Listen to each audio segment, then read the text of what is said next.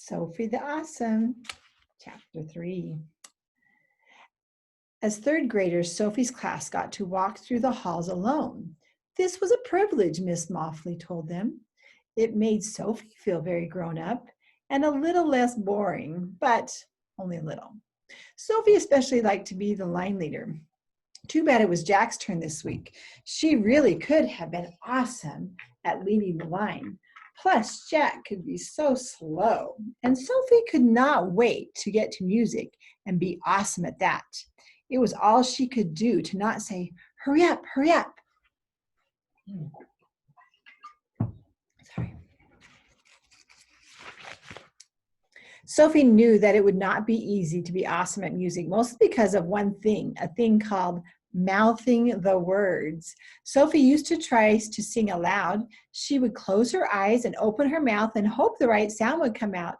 The thing was, they never did. Instead, the strangest sounds came out, sounds that made people turn and stare, sounds that didn't always sound so good. But today, Sophie would sing, and it would be awesome. Then she walked into the music room, and her face instantly lit up. Maybe she would not have to sing after all. Sophie looked around at the instruments scattered on the floor. How could she have forgotten? It was Monday, and Monday was Rhythm Day. Awesome, Sophie thought. Good morning, Miss Moffley's class, said Mrs. Whittle, their music teacher.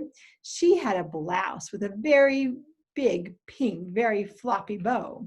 It was exactly the same color as the makeup on her cheeks. It looked strange, but was also fancy, which was how Miss Whittle liked to look. Good morning, replied a few students. Most were already busy diving for the instruments on the floor. Please don't touch the instruments until I tell you to, Miss Whittle called. Ah, groaned the class. On Rhythm Day, no one had to sit at a desk. They all got to sit in a big circle on the floor. They didn't have to tell Miss Whittle if a note was an A or a B or a Z or a quarter or a half or a double. Instead, they each got to make up rhythms for the rest of the children's class to follow.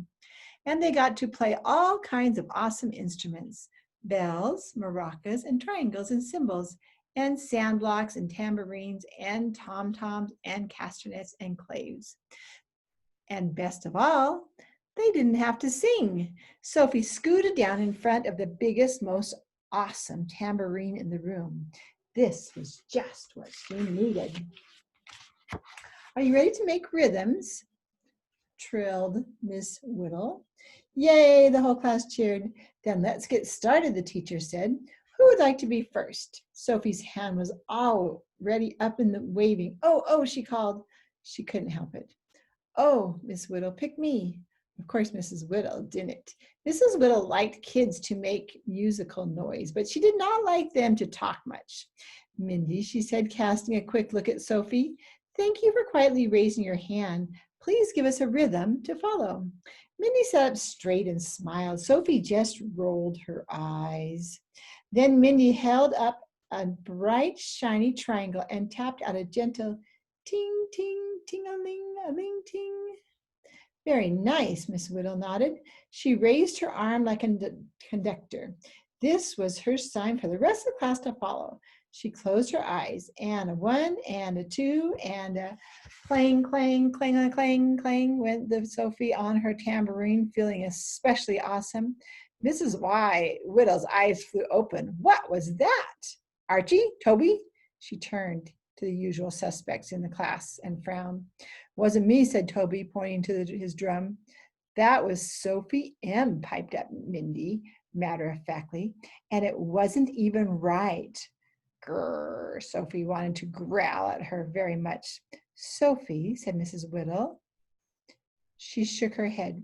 Please don't play so hard. You could break the tambourine. Sophie doubted that. She had seen Archie do much worse. Her hand was another story, though. Ouch, she shook it out and hoped it wasn't broken. Let's switch instruments now, shall we? Mrs. Whittle suggested. And Mindy, why don't you choose who will lead the rhythm next?